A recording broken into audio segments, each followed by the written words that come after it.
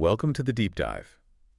Today, we're going to be looking at the story of the golden calf from the book of Exodus. Okay. You've sent over some really, really fascinating sources, and I think we're going to find some surprising layers of meaning in this familiar tale. You're absolutely right. This incident is often seen as just like a simple story of disobedience. Right. But I think it goes way deeper than that. It gets to the heart of human nature and faith and the dangers of idolatry. Absolutely. And it's a story that still resonates, even thousands of years later. Oh, for sure. It's a reminder that even those who believe they are faithfully following God can still fall prey to the temptation of idolatry. It certainly is. So to set the stage, we find the Israelites camped at the foot of Mount Sinai. Right. Freshly freed from slavery in Egypt. Yes. Moses has gone up the mountain to receive the 10 Commandments from God. Right. And what strikes me is this stark contrast. God's literally handing down his divine law. Yeah. And the people he just liberated are about to break it in a spectacular way. It really makes you wonder what they were thinking. I know. They just witnessed the plagues of the parting of the Red Sea. I mean, talk about evidence of God's power. Sure. And yet their faith seems incredibly shaky. Well, Exodus tells us that Moses was up on the mountain for 40 days and 40 nights. Okay. That's a long time to wait. Right. Especially in the wilderness. Yeah. We read in Exodus 32.1 that the people became restless and said to Aaron, "Come make us gods that shall go before us. For as for this Moses, the man who brought us up out of the land of Egypt, we do not know what has become of him." So they basically wanted a replacement for Moses. Yeah. Or was it deeper than that? That's a great question. Were they trying to replace God himself? Yeah, the sources we have offer different interpretations. Okay. Some scholars believe that the Israelites were simply impatient and missed having a visible, tangible representation of their deity. Yeah. Something they were accustomed to in Egypt. Right. Remember, their faith journey was still in its early stages. So instead of trusting in the invisible God who had just performed incredible miracles for them, they turned to something they could see and touch. Exactly. And this is where the story takes a fascinating turn. Yeah. The Israelites pressure Aaron, Moses' brother, to create a god for them. Yeah. Now, you'd think Aaron, a leader in his own right, would stand firm and remind the people of God's power and presence. Yeah, you'd think he'd put his foot down and say, hey, remember all those amazing things God just did for us? Right. Let's not forget him so quickly. But instead, he gives in. Wow. He collects their gold jewelry. And fashions a golden calf. And in Exodus 32.5, it even says he built an altar before the calf. Oh, wow. And proclaimed, "Tomorrow is a feast to the Lord." So he's trying to combine the worship of this golden calf with the worship of the Lord. It seems that way. That's quite a theological mix. It is. What do you think was going on in Aaron's mind? It's a puzzle, isn't it? Yeah. Some sources suggest that Aaron may have genuinely believed that they could somehow worship the Lord through this calf. Maybe he thought it was a symbolic representation of God's power. Rather than a replacement for God himself. But that seems like a pretty slippery slope, doesn't it? It certainly does, and it raises some important questions about leadership and responsibility as Christians. We can all learn from Aaron's example. It highlights the importance of standing firm in our beliefs, especially when those around us are straying from the path. It's a reminder that even those in positions of leadership can be swayed by the pressures of the crowd. For sure. And that true leadership requires courage and conviction. Absolutely. So let's talk about the golden calf itself. Okay. Why a calf? Yeah. What's the significance of that image? Yes. This is where things get really interesting. Okay. The golden calf wasn't just a random choice. Right. In the ancient Near East, bulls were often associated with strength, fertility, and even divinity. Okay. The Israelites had just spent centuries in Egypt, where bull worship was prevalent.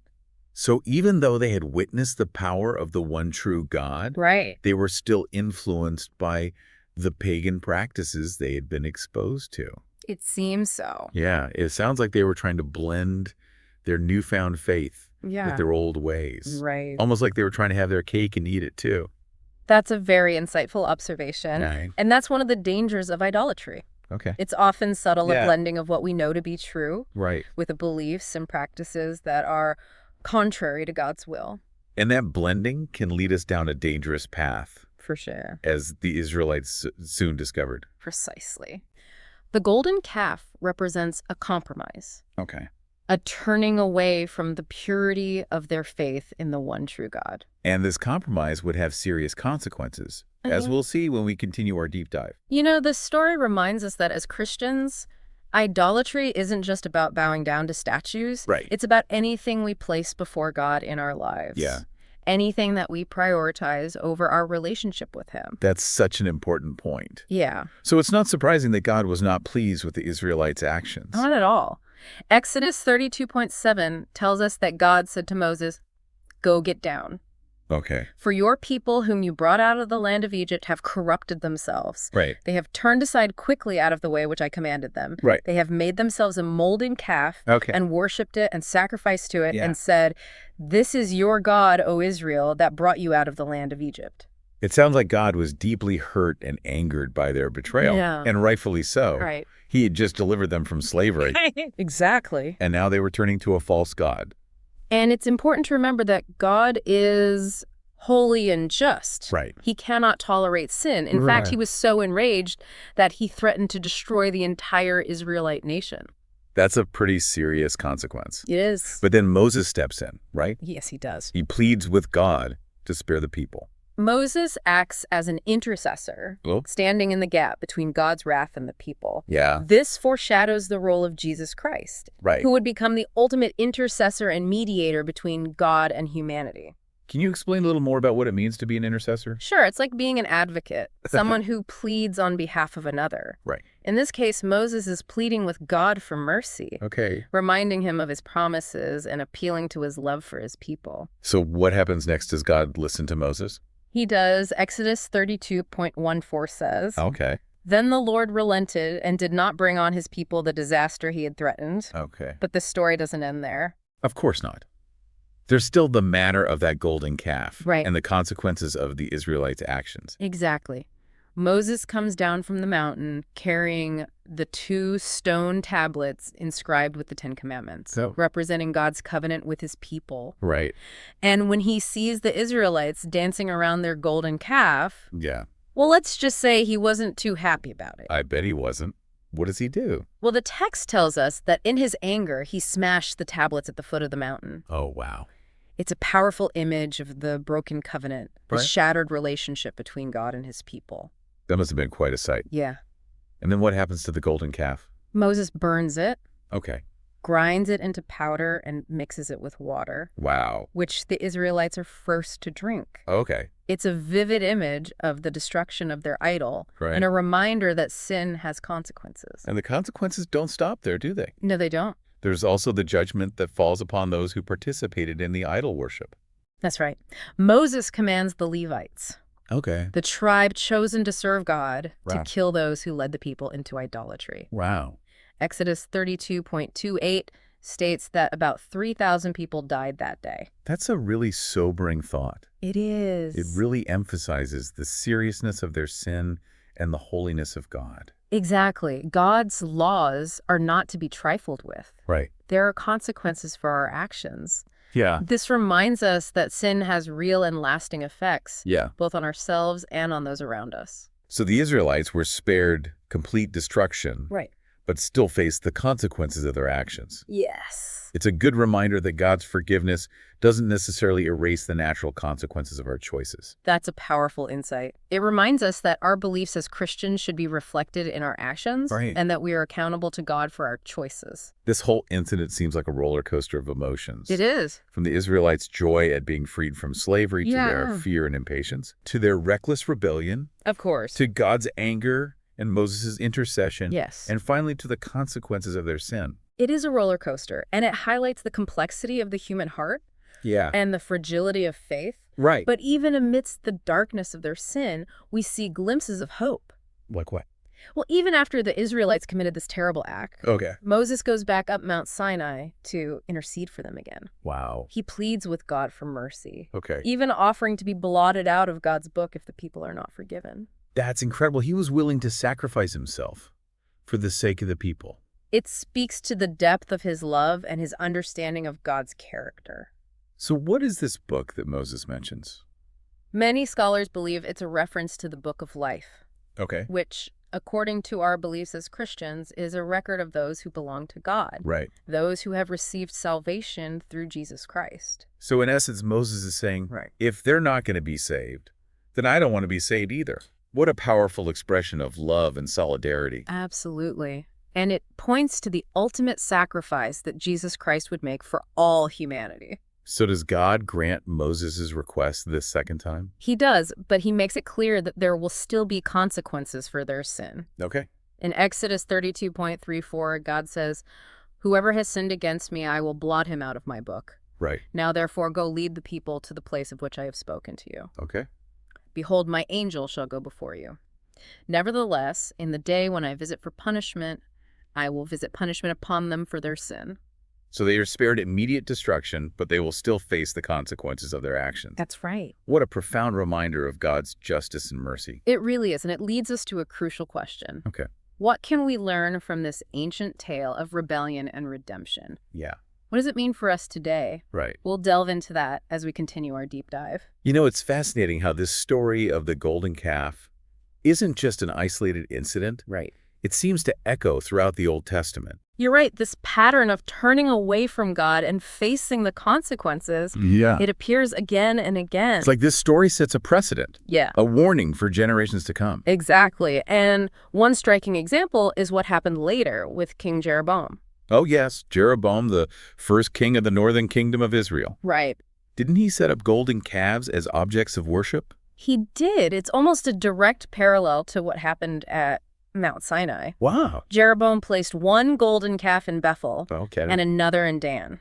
It sounds like a deliberate echo of the golden calf incident. Yeah.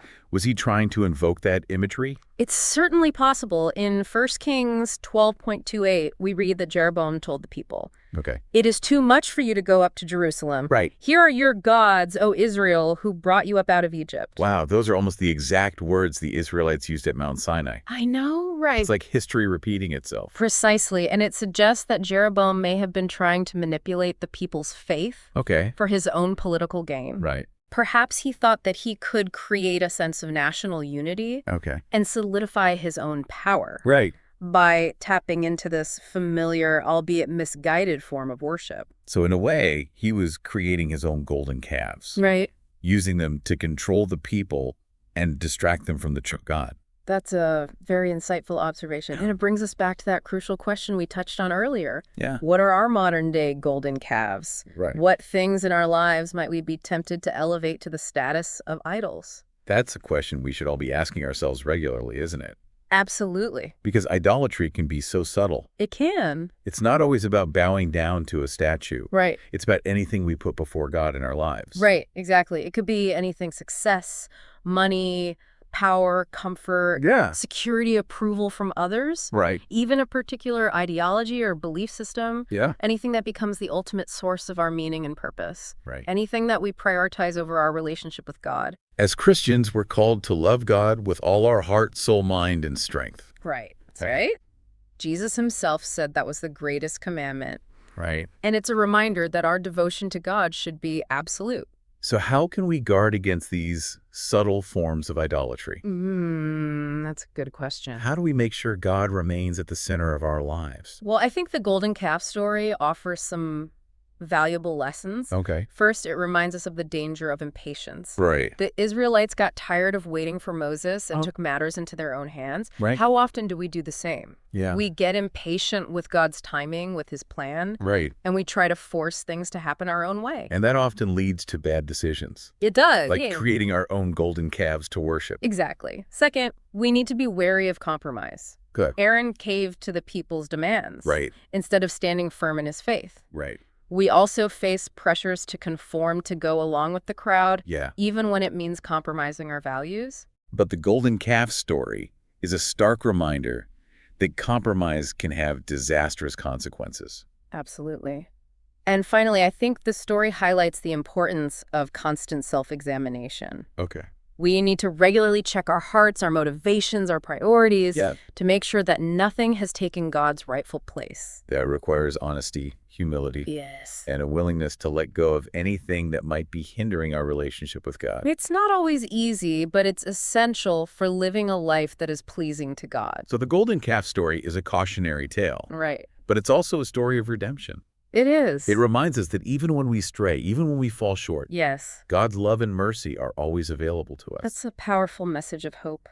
It is. And it's a message that resonates with us today just as strongly as it did thousands of years ago. This has been an incredible deep dive. It has. Thank you so much for sharing your insights and expertise. It's been my pleasure. It's always a privilege to explore the richness and depth of Scripture. And to our listener, as you go about your week, consider this. What might be your golden calves? Where might you be tempted to compromise or put something ahead of your relationship with God? Good question. Take some time to reflect on this ancient story and its relevance for your own life. Yes. It's a deep dive worth taking. Until next time, keep seeking truth and keep exploring the depths of faith.